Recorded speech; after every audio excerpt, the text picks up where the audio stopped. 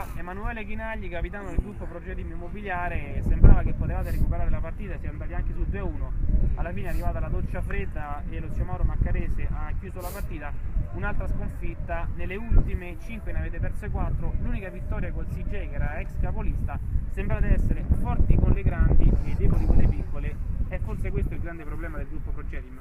No, la squadra di oggi non può essere considerata una delle piccole. Una buona squadra, un'ottima squadra, si cercano buoni giocatori, forse informazioni fatte male poi, vi garantiscono una buona squadra. Sì, abbiamo avuto due gol, i due primi gol, due infortuni.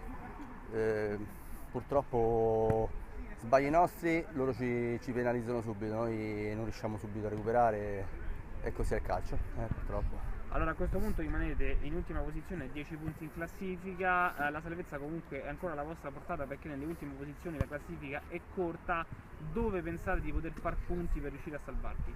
No, dobbiamo cercare di lottare ogni partita col massimo sforzo come se fosse una finale, soltanto così riusciamo a fare quei punti che servono per salvarci, soltanto in questa maniera, lottare fino alla fine, non lasciamo niente, dai, ci proviamo. Perfetto, grazie al capitano.